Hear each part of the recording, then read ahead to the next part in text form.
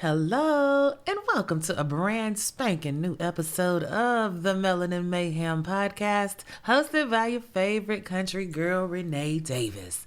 Oh, honey, if today is your first time kicking it with us in these mayhem streets, we welcome you with open arms and a piping hot tea to be sipped slowly and consumed weekly.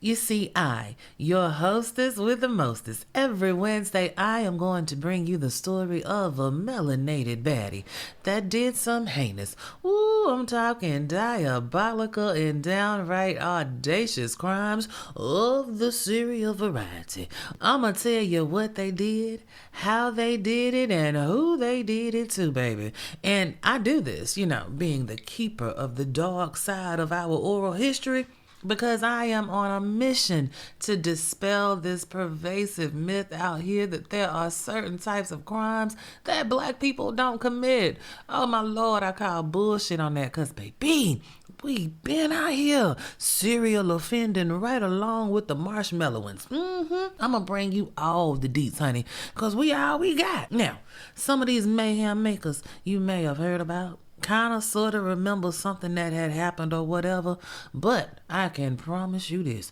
whether you've heard about them or not, know the story or not, I know you ain't heard the story the way I'ma tell it.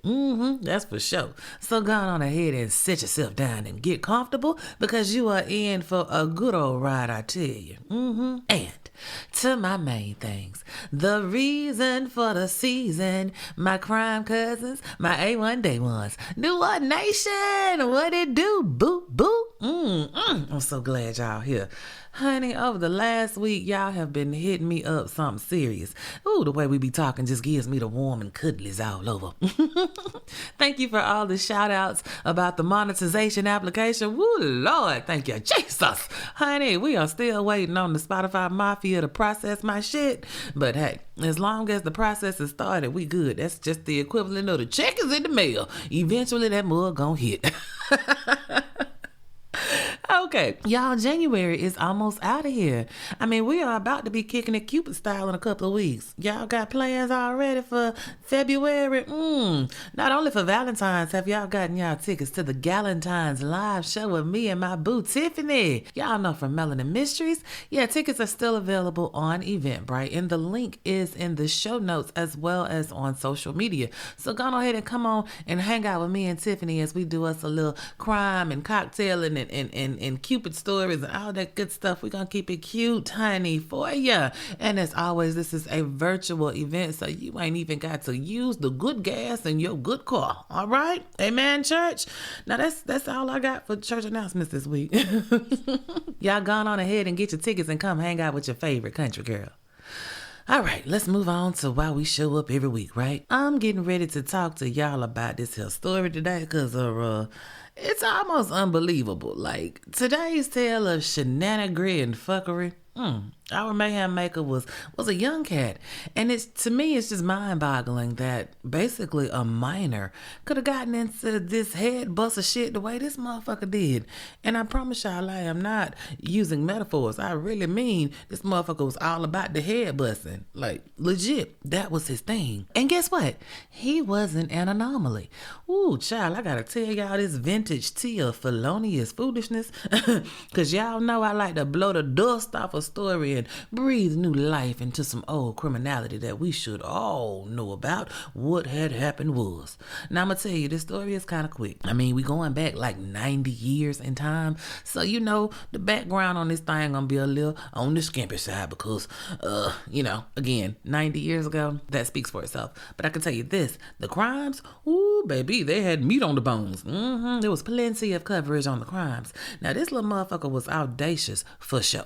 Ooh, he did some bullshit that by today's standards is like, whoa, my G, what the fuck? I mean, he was one of them, what I like to call up close and personal criminals. And like I said, he was young as hell, which makes this story even more tragic because there would be no rehabilitation for him. Oh no, at least not in this lifetime. You see, this little young nigga, he was body way before Master P and them No Limit Soldiers was even a thought. And I just can't wait wait to see what y'all got to say about this bullshit. So without further ado, let me go on ahead and drag this little serial head busting motherfucker to the front of the congregation. This week's Melanin Mayhem maker, his name is Mr. Robert Nixon, and I like to call him the bust down prince.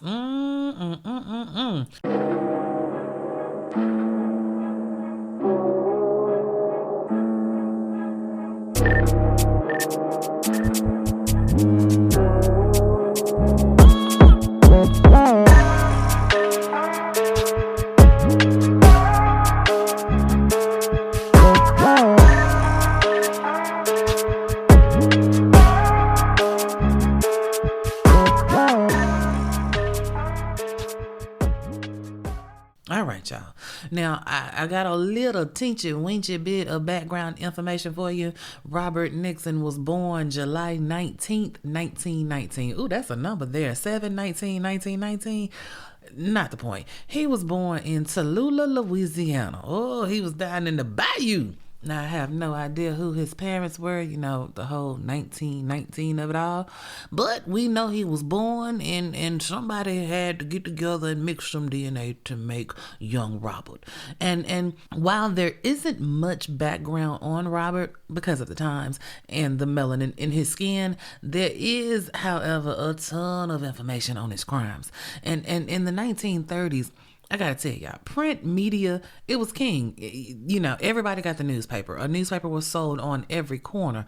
And in these newspapers, the articles would go deep and they would be all up in the business, especially when some sensational shit was happening, right? And so, as well as the fact that all of these crimes that I'm about to run down for y'all happened to the Raisins and everything members of the Caucastical Casserole clan. Yes, Noir Nation. In today's tale of diabolically dastardly deeds, all of the victims are of the Pale Posse peoples. And while we don't have a ton of information on Robert, we do know that he had been criming it up since he was knee-high to a butterfly. See, the sheriff in Tallulah, where he was born, he said he knew Robert since he was a child and that he'd been a degenerate since he could walk. Well, goddamn, Sheriff. Tell us how you really feel. But while he might have been, putting the dubs on Robert, come to find out that old Robert did have quite the record for all mannerisms of sticky fingerness. You see, Robert, he stole all kind of ways. He could cat burglar that thing and sneak in when nobody wasn't looking and leave out the same way. Or he could run up on you and strong arm you out your shit. And considering all of his crimes and all of his punishments took place before he was 20 years old, I guess there may be some truth to what the sheriff was saying. Now, if Robert would eventually go a more violent way of making his way in these criminal streets, like I said, he preferred to bust a bitch in the head with a brick to get whatever it was that he wanted. This little criminal motherfucker also had the foresight to use aliases. He used a different name in different places to try to keep Johnny Lawman off his scent. So Robert Nixon was also known as Thomas Crosby, depending on who was asking. Yeah. Our mayhem maker, he bounced these bricks between Chicago and Los Angeles. And the list that I have for you is not a complete accounting of the bullshit your boy was on, but it does give you a fair representation of his work. Now, before I start running down Robert Nixon's greatest hits, literally I need to address another little piece of business that is prevalent in this story. The media, I'm talking about these newspapers that I talked about just very briefly before. Now, it's a reflection of society at the time. And in the early 1900s, the unseasoned, they were some shady, sassy mouth racists. Man, the way they described this negacious motherfucker was diabolical in and of itself.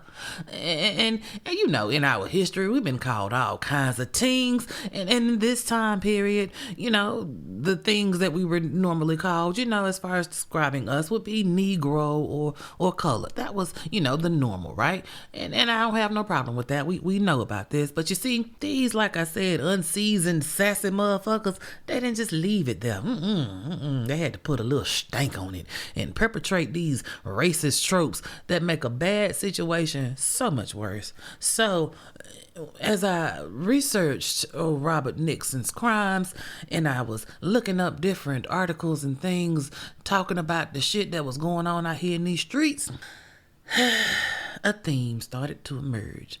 You see, in Los Angeles, they called these peoples that like to bust a bitch brick bat morons. And in Chicago, and Chi-Town, they called them just brick morons. Now, I had to look it up because, by 2026 standards, moron, you know what I'm saying? It's really not the insult you think it is. And what I found out was that in the 30s, calling a black person who may also be into some criminalistic shit, calling them a moron, that was like the lice landlord's go-to put down. It was kind of like a dog whistle. And I ran across this one article that was just like, what in the entire fuck? Y'all listen to this shit. It's from the Washington Herald, and the title of the article is Dragnet for Roof Moron. Subtitle, Black Fiend Beats Girl Sculptor. Now, the article goes on to say, a moron armed with a building brick climbed into a fourth floor room of a Loop hotel today, this is in Chicago, and beat a young woman over the head, criminally attacked her, that means rape, and escaped by way of the window from which he had entered. Like, ooh, y'all. Like, the Galentines, they was on some bullshit back in the day. The roof moron, the brick fiend, like, really? That's putting the dubs on it, but they were very descriptive back then. I have to tell you, they was very descriptive, right? The Galentines, they was a mess back then, I tell you. Now, as far as this case goes on about this attack on this sculptor, I'm going to put a pin in it, right? Because I got to come back and talk about this one in particular in a few minutes. We're going to circle back around. I just wanted to give you an example of the headlines in the newspapers back then, just going all in, right? But let me go on ahead and just jump into Robert Nixon's greatest hits. And it starts in 1935. Now, October 1935, we got a woman named Rose London who gets bopped with a brick with a black man who came through her hotel room window, took her cookie, her cheddar, and hit her ass with a brick until she went to sleep. Fortunately, she didn't go to sleep permanently, but Rose was a victim of this brick moron. Of course, I'm using air quotes for this shit, right? Kind of quiet for about 9 months or whatever. June of 1936, also still in Chicago, we got another victim. Now, this time it's a woman named Florence Thompson Castle. Now, she rented a room in a hotel with her infant son. He was like a toddler, right? And so this toddler, he sleeps right there in the bed with his mama. This is 1936. We didn't have multiple bedrooms. There was one room in this hotel, and that's where everybody slept, Florence and her son. Well, so this particular night in June of 1936, Florence is asleep. Her son is right there in the bed with her when Mr. Bust a Bitch with a Brick decided to come through her window of her hotel room, raped and busted her in the head to the white meat with a brick. Now, mind you, child right there. Nigga didn't give a fuck. Now, I have to tell you, there have been a rash of white women who were getting hit upside the head with bricks. Like, it was just a thing in Chicago in the 20s, 30s, and 40s, right? So Florence is just maybe like in the year of 1936, Florence is like maybe the 5th or 6th woman to get busted in the head with a brick. But this particular time, our mayhem maker decides that he was gonna get cute when he got through busting her in the head, right?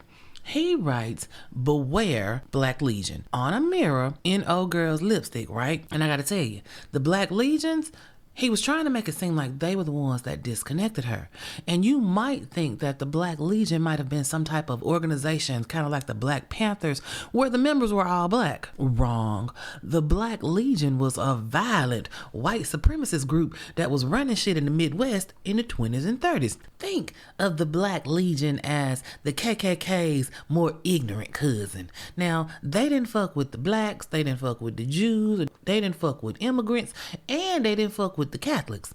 So, okay, why would they be up here killing Florence? Because the only problem with this line of thinking, Florence was Salt Gang, Protestant Salt Gang at that. So no, she wasn't even a Catholic. So the Black Legion wouldn't have had any beef with her. The police didn't file for that shit either. They said they was looking for a black man, just necessarily couldn't put their hands on this black man, right? Well, Robert decides that it has gotten too hot in Chicago, and so he heads to California. He just kind of crisscrosses back and forth, I gotta tell y'all, for a youngster, because mind you, Robert is like between 15 and 17 when these violent attacks are happening, right? So now this young grown-ass man heads out to California. His next verifiable crime came March 2nd, 1937. 20-year-old Rose Valdez. So here's what happened. A couple of hours after this vicious attack, the neighbors, they hear Rose's baby girl just screaming her head off, right? And they know it ain't like Rose to just let her baby cry nonstop. So the neighbors, being all neighborly and shit, they go and tell the superintendent, the landlady of the building, that, hey, you need to go check on what's going on in Rose's apartment because the baby been crying for a couple of hours now. So the landlady go knock on the door. She don't get no answer. But the baby is still hollering her head off. So the landlord uses her key, lets herself in, and finds Rose naked and gone on to the upper room. Now, come to find out, Robert has come through the kitchen window of Rose's apartment and left her with a bust down and her head bashed wide open. Ooh, honey, now the press, they called it a lust murder because come to find out, Rose was sexually assaulted as well as beat to sleep with a paving brick. And all of this took place in front of her 4-month-old baby. Like, oh my fucking God. You really did all of this in front of a baby? 4 months old, you can't tell me some of that didn't register. I mean, the trauma of it all. Now, I don't understand what it is about attacking somebody in front of a child. Like, what in the whole entire fuck? Sir, have you no shame? Like, none whatsoever? Clearly not, because he didn't give a fuck. The 4-month-old baby bear witness to mama getting a beat down and a bust down fucking around with Robert. And he's not through. So this is in March. The following month, literally a month and 2 days later, he attacks someone else, and this time it's even more heinous. Guys, he did a 2-for-1, y'all. Again, this boy is 18 years old in 1937. Now, 48-year-old Edna Warden and her 12-year-old daughter, Marguerite Estelle Warden, they lived in an apartment in Los Angeles, not too far from Rose. Now, this particular apartment had an elevator, and the elevator was operated by an elevator operator. Again, it's 1937. Elevators wouldn't become the push-button boxes that we know and love until around 1945. I used to work for an elevator company, so I know that little factoid. Random facts that you know that I don't need for shit, but you know. Anyway, not the point. So again, the elevator operator is doing his job. He going up, he going down, he going up, he going down. Well, on a couple of them trips, he thought he heard something. It sounded like somebody was moaning or groaning or something. So he thinks it's coming from this one particular apartment. And this particular apartment got a little girl in it who normally will come down and get the paper, the funny paper, from the elevator operator. This particular day, the little girl didn't show up. So the elevator operator on one of his trips, he grabs his boss and he's like, hey, boss man, the apartment up here, something don't sound right. It sounds like somebody in there moaning and groaning. I ain't seen the little girl yet. That's odd. That's strange. Can you go check, right? So the boss of the apartment building, the building manager, building superintendent, whatever you want to call it, grabs his keys and he goes to go check on this apartment. Knocks on the door. Don't hear anything. But this particular apartment had, which I guess one of those windows at the top, I think they call it a transom, had a window at the top of the apartment door. Or the front door, right? So the building manager gets something to stand on and he looks in through that little window and woo, child, the sight that he saw made him clutch his pearls, baby. He go running to get to a phone to call the police. The cops come and they find, when they open the door, this the 12-year-old little Marguerite. She is on the floor with a pillow on her face, and on top of that pillow is a brick. Brick is bloody and gory, like it's got all mannerisms of blood and tissue and bone and brains all over it. This is on top of this 12-year-old girl. And right next to her is her mama. Her mama kind of laying half on, half off of a cot, her head down by the floor, just beat to fucking sleep, baby. Ooh, it don't make no sense. The senselessness of this attack. Now, you talking about a mother and her daughter. He came in through a window, his same MO, kitchen window, right? On his cat burglar shit, took his shoes off and everything so he wouldn't make no noise. He left his literal footprint, and that's how the cops knew that he wore a size 11 and the exact shape of his feet. They also had fingerprints that he had left on the outside of the window and on the inside of this apartment. But the cops, they looking because not only a white woman, but a white woman and her white daughter. Now, at first I was like, oh my God, you can't beat a mama and a daughter like this and stay on scream out and don't nobody hear nothing. Somebody somewhere had to hear anything. But here's what I found out about their apartment. They had the bad luck of being situated between an empty stove and their immediate neighbor was deaf. So this old man ain't heard nothing. So while they getting beat to sleep, hooping and hollering and carrying on, ain't nobody heard them. This woman and her daughter were raped, robbed, and bricked. Like, good God Almighty. Now, not long after sending Edna and her daughter Margarita on to glory, Robert hits the road and get the hell out of Dodge again. Because, I mean, the heat was on in L.A., honey. See, much like Chicago, there had been a rash of brickings to the head of the clear teen ladies. And so the popo, they was on one. You can't just be busting white women in the head like that. And they wanted to know who was doing it. So they were snatching up black men left, right, and sideways, right? Because, of course, it's always a black man that's doing this shit, right? And again, what I didn't know until reading up on this case is that a brick to the dome was such a popular way to pop your shit in the 1930s. Like, y'all, legit, I was researching these old newspaper magazines and I came across quite a few of these brick moron cases. But just like our serial murders in the classic sense, there sometimes are so many of them going on at the same time that you don't know which crime to attribute to which murderer, right? Same thing with these brick bashers. It was more than just one black dude out here busting a bitch in the head with a brick. So again, the LA police, they are snatching motherfuckers up left, right, and sideways, and by motherfuckers I mean black men, trying to find the brickbat moron that is attacking all of these women in LA. But you see, when the fingerprints and the footprints don't match up or a rock solid alibi is produced, of course they gotta let these men go. But you know what? I found it, you know, they did every now and then arrest a Noir Nation, just in case, you know, thinking that he was the brick basher, but, you know, never did they prosecute the white man, you know, whatever. Okay, so the heat is on in LA and it's time for Robert to get the fuck out of Dodge because, hey, busting a bitch upside the head is not gonna pay the bills with all this heat on, right? So we find ourselves in August of 1937 and Robert is back in Chi-Town, right? August 7th, 1937, Ann Kuchta, and that's Kuchta. Ann Kuchta was 19 years old and a nurse at a Chicago hospital, right? It's 1937, so I'm thinking that Ann was more of what we think of as a CNA rather than an RN. I mean, she was only 19 at the time. Well, that's not the point, but at this point in time, staff members actually lived at the hospital. Now, I had to research this because through the lens of 2026, employees don't live at their work, right? But in the early 1900s, in major cities like Chicago, there were industries like healthcare that did offer housing to their employees. So think of it like an on-the-job training or an apprenticeship that basically they ran like a boarding school, meaning that they had strict rules for the ladies that everybody had to abide by, right? So yeah, Ann Kuchta, she didn't just work at Chicago Hospital in 1937. She lived there. And back then, hospitals doubled as a home for their nurses. So what was supposed to be the safest place in her world became the last address tied to her name. You see, Ann had a room on the second floor at the hospital. It was a shared room, right? And Ann's roommate was an 18-year-old woman named Florence Pomorski.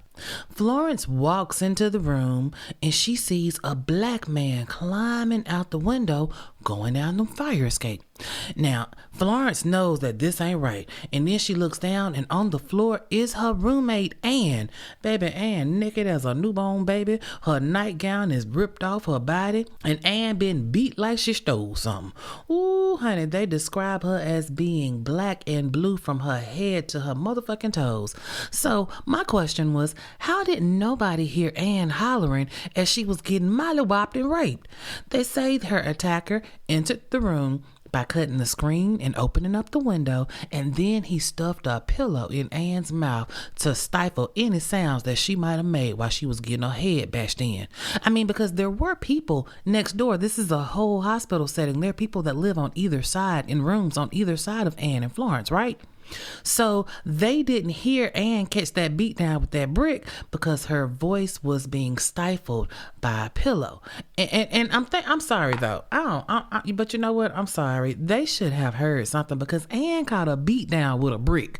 Like skull just caved in, white meat just showing. Like, what the fuck? But nobody heard anything.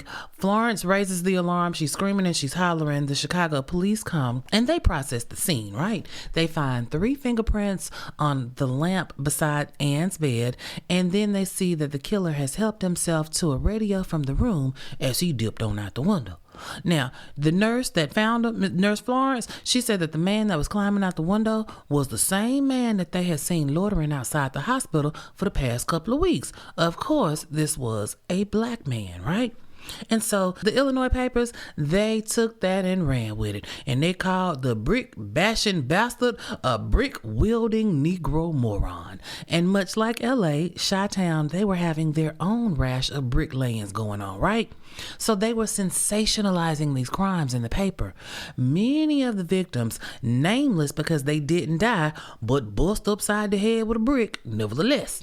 So, the Chicago PD, like their LA counterparts, were up here snatching up black men left, right, and sideways. Fuck around and be in the wrong place at the wrong time if you wanted to.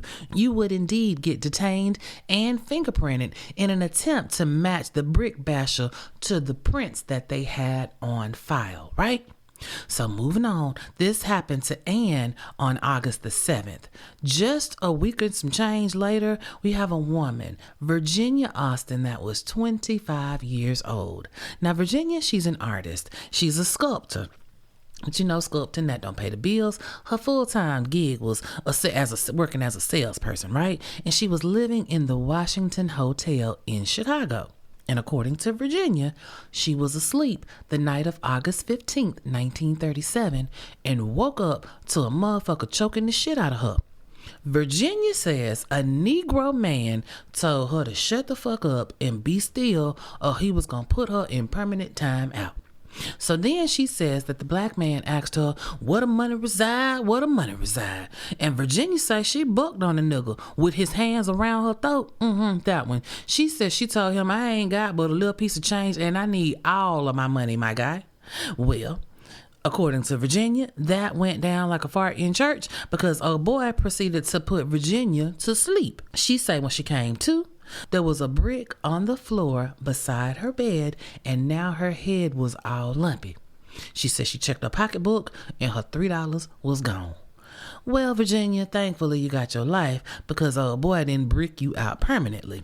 Now, this is the story that I alluded to in the opening that I said that I was going to circle back around to. Because you see, when it all went down, everybody was saying that the person that bashed Virginia was the same, air quotes, brick moron as had bric-a-brac the nurse Ann over at the hospital, right? And we know that it was a nigga, with the hard ER that did Nurse Ann. So Virginia, out her own mouth, said that it was a Negro that had done boomed her ass right quick with that brick. So of course the Flower Rangers is running with this headline.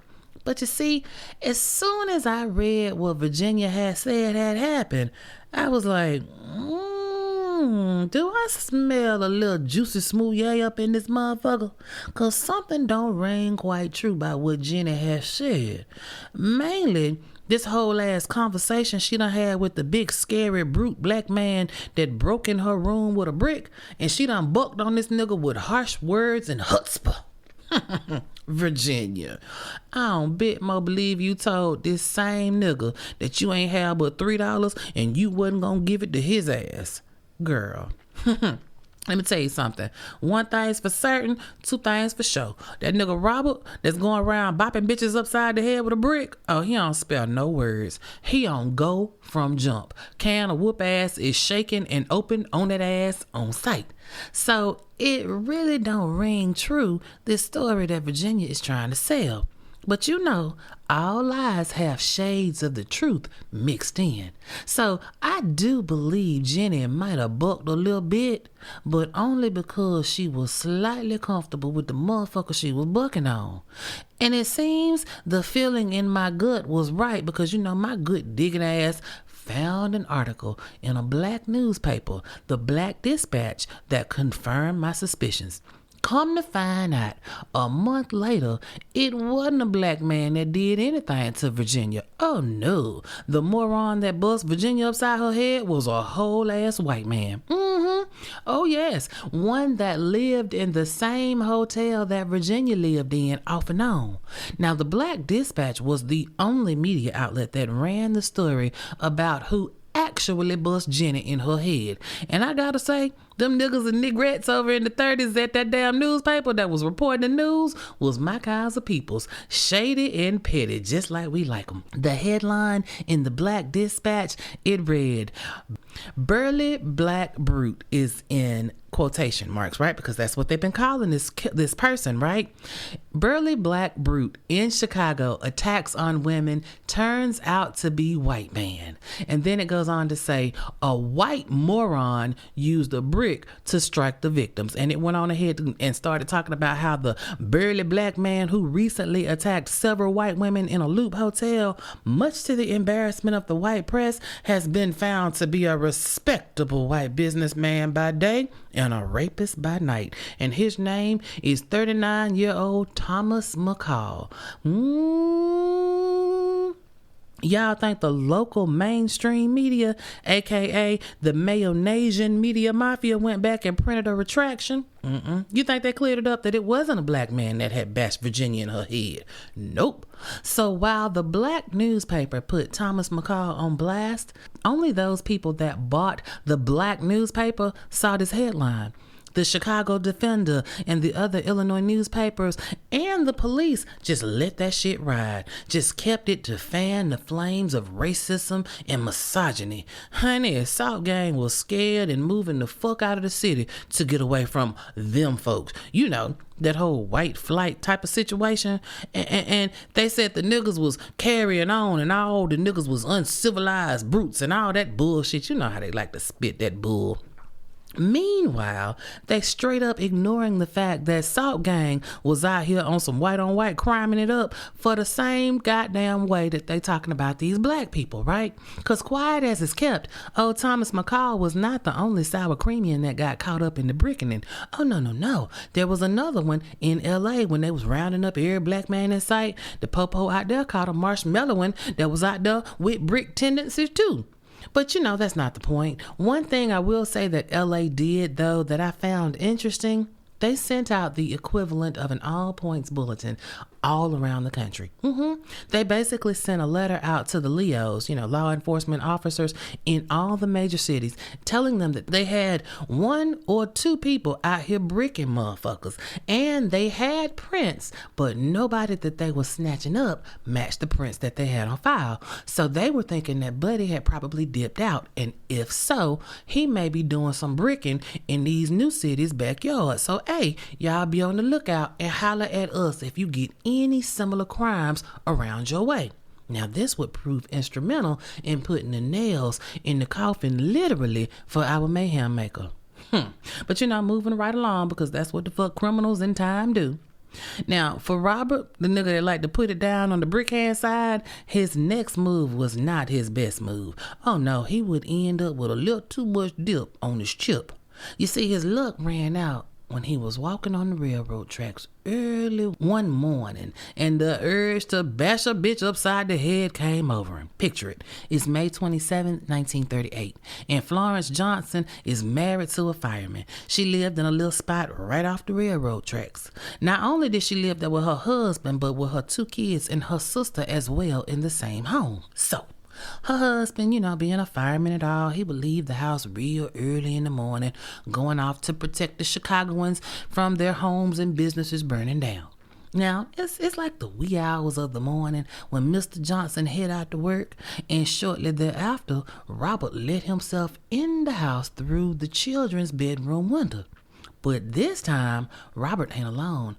Oh no, he bought a friend. Cause it ain't no fun if your homies can't get none. And his homeboy was 19-year-old Earl Hicks.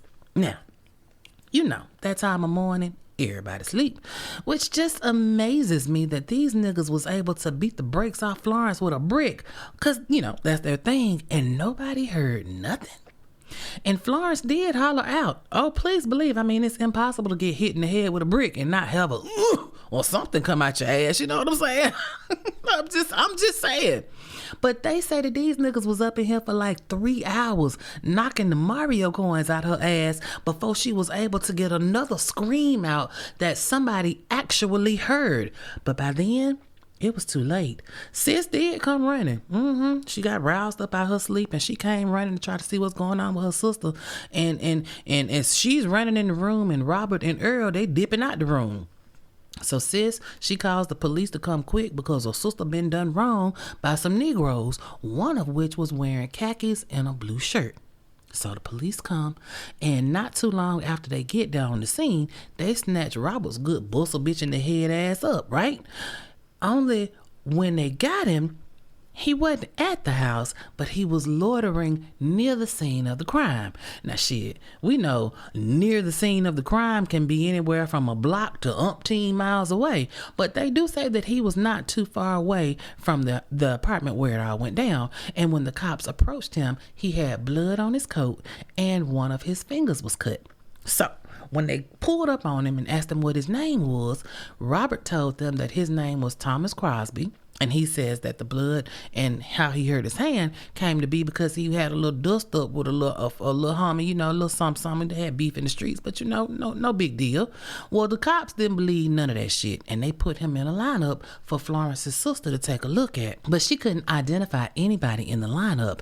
Mind you, a couple of hours later, they go and grab up Robert's friend, Earl Hicks. Now, how the fuck they grab up Earl? Did Robert tell them that, I was with my homeboy?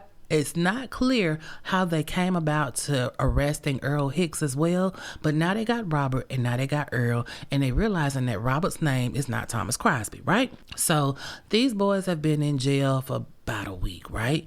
Let me see. Robert has been in custody since May the 28th. It's now June the 5th. So it's like I said, about a week.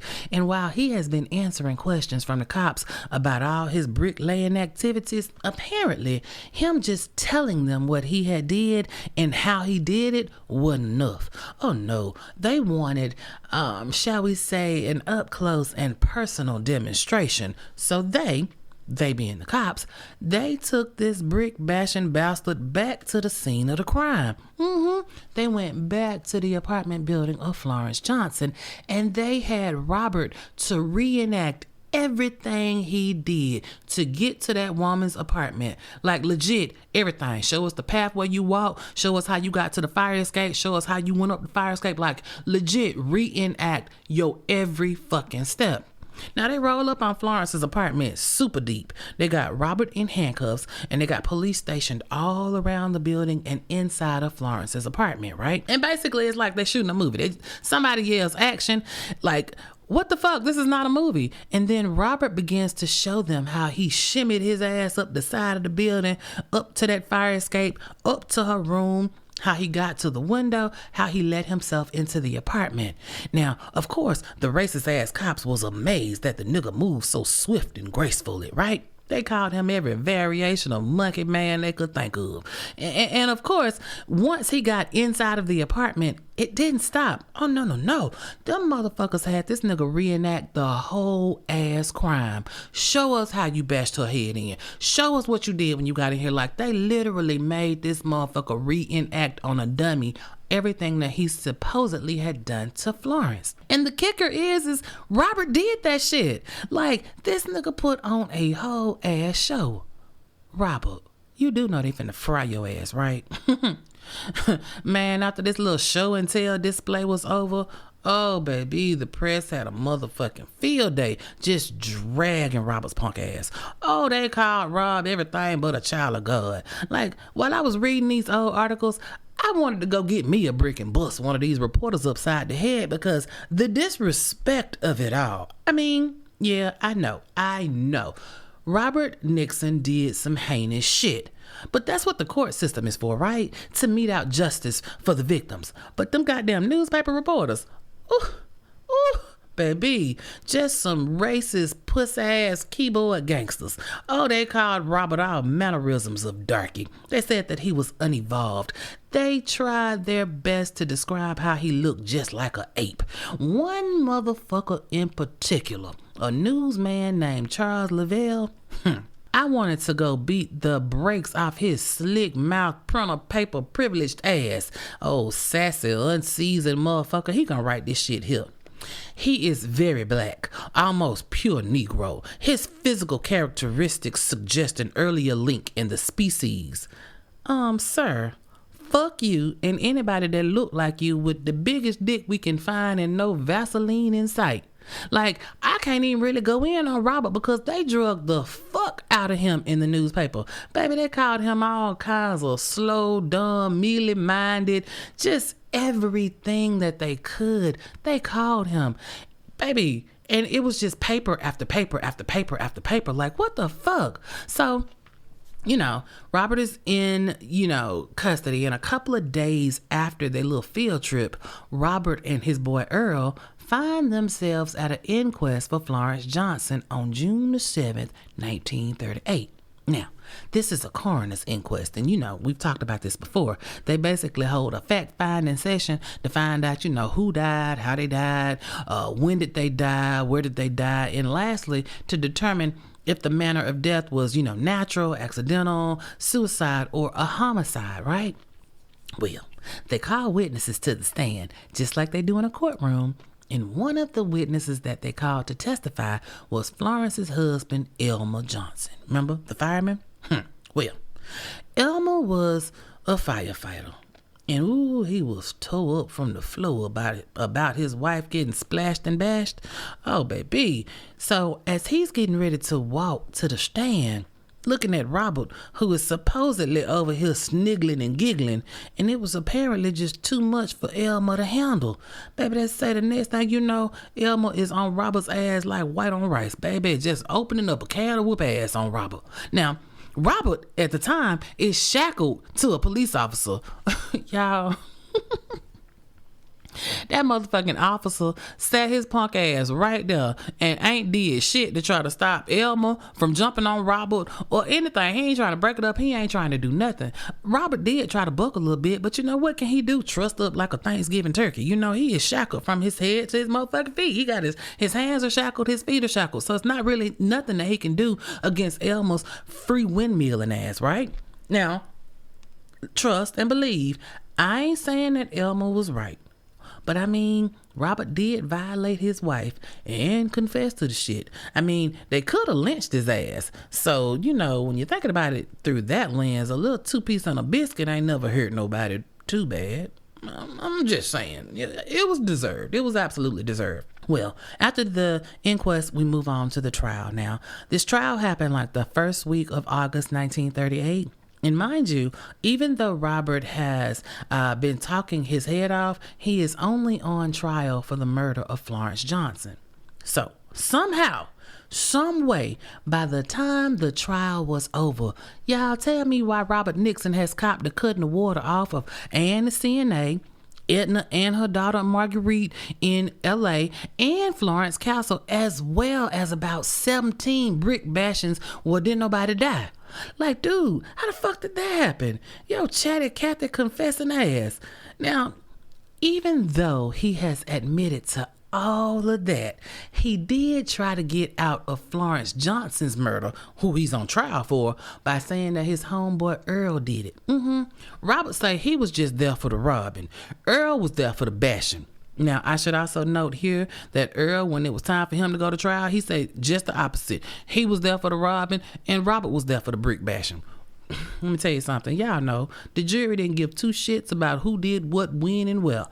By their own admissions, both were present and accounted for the boom, bop, boom, bop, bing. You know what I'm saying? So they were equally guilty. Next case.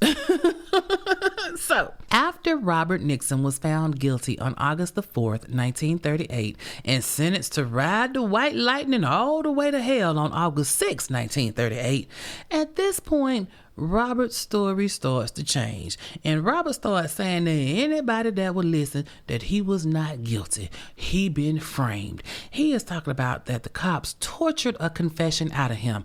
Baby, Robert sang that song until the day of his state-sponsored barbecuing. But I'm going to tell y'all, because, we talk like this, right? I don't know if I believe it totally what Robert is saying. Now, do I think that the Chi-Town police, a force of mostly unseasoned flower rangers, did some Rodney King type of interrogations? Absolutely. I would not put that shit past them. Not at all. But in this here particular case, I'm not so sure I believe that. And I'm going to tell you why. Now, these niggas done pillaged and bashed white women exclusively, right? So that being the case, there was a lot of press on this case. And I ain't talking about just words written in the paper.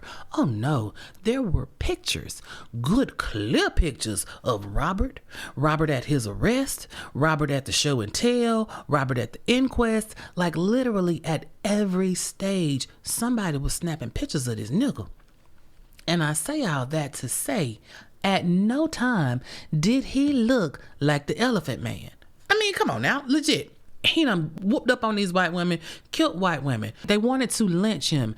Ain't no way if they beat this boy, at some point in time it would have shown up in one of these pictures. I mean, I'm going to post them online, but y'all know. You know the type of ass whipping that normally accompany these type of negations situations. Have a look, they have a nigga looking all lumpy and black and blue and whatnot, missing teeth and whatnot, eyes swole shut. But that's not what I saw. And you ain't gotta just believe me, the country girl, cause she said what she said. I'm gonna post the pictures on the social media site so that y'all can see for yourselves and you can tell me what you think. But I'm going to tell you this as well. In the 30s, oh, baby, the state did not waste much time. Baby, they processed them disconnect notice quickly. And in Robert's case, he had his service extended 7 times. But, oh, baby, on that 8th time, the state was like, nah, bruh, we got time today and your time is up. Let me tell you something. Saturday, June 15th, 1939 at the Cook County Jail, Robert Nixon was 19 years old when they cooked his ass. 19. Like, this young man hadn't even made it to legal drinking age. Ain't lived no kind of life. And then it was over in the flip of a switch. They rolled on too, and Robert rolled on into the afterlife.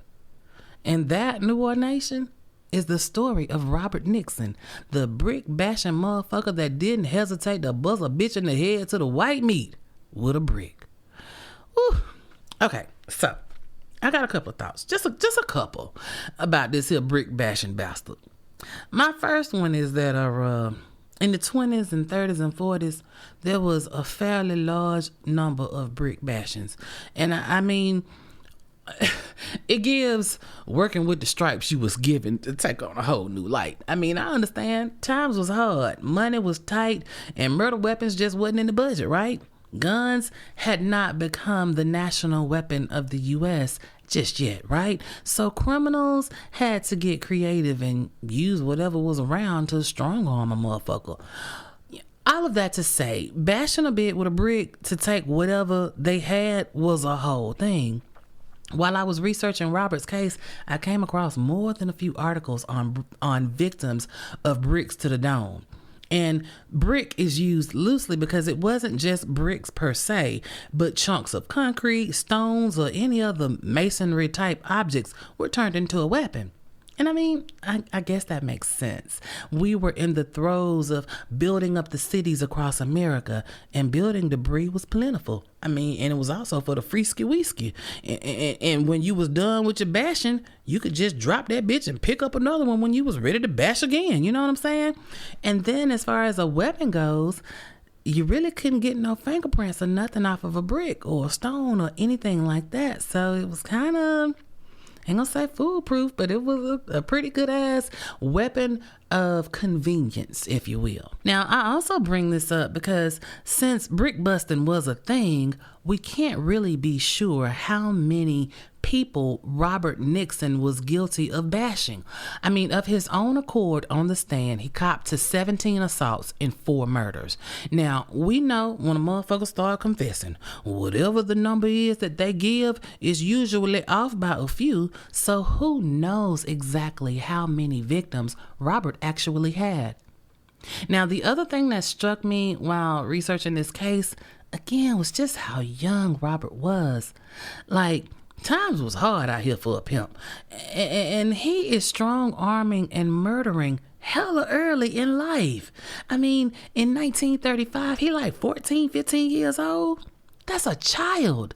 But out here in these streets, he was committing real grown man crimes. Like, how does one turn into a hardened, beat the brakes off a motherfucker at 14? I don't know. Some say it was just him being a product of his environment. Robert was living a sure enough hard knock life out here in the world that had its foot on his neck. On his own, no guidance, no parents, no morals. Now, I'm going to tell you this. For my readers out here, have y'all ever heard of Richard Wright and his novel, Native Son?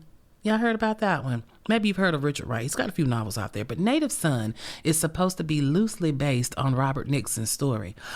It was published 1 year after Robert's execution, and it paralleled Robert's life in a whole lot of ways. I mean, the media portrayed Robert as an animalistic, dim-witted, subhuman person, right? And the protagonist in Native Son is viewed by the Caucasical society as inherently violent, sexually predatory, and doomed from the start of his life. In a nutshell, I don't want to give it all away, but the protagonist is a man named Bigger Thomas. He's poor and black, and he's living on the south side of Chicago. Now, again, I'm not going to give you the whole plot, but basically, he accidentally kills a white woman. But he knows if the cops find out, accidental or not, he going down. So he creates this elaborate ruse of how a white woman died and proceeds to try to get rid of her body, but fails in his first attempt. So plan B makes the bad situation even worse, right? He finally gets rid of the body, or so he thinks, and now he got to contend with a bunch of questions because he works for the family of the woman that's missing. The heat is on, the walls are closing in, and so Bigger confides in his girl what had happened. And old girl is ride or die. She like, baby, we got to go, and I got your back. And so they run. But instead of Bigger being grateful, he gets paranoid that his girl gonna snitch on him. So then he go bop her in the head with a brick and dumps her body, not realizing that all of the money they got to run with is on her body, and then he throws her body like in a air shaft or some shit like that. It's a whole lot going on, right? Eventually, Bigger is caught, and he goes through the legal system, and of course, he gets dealt with.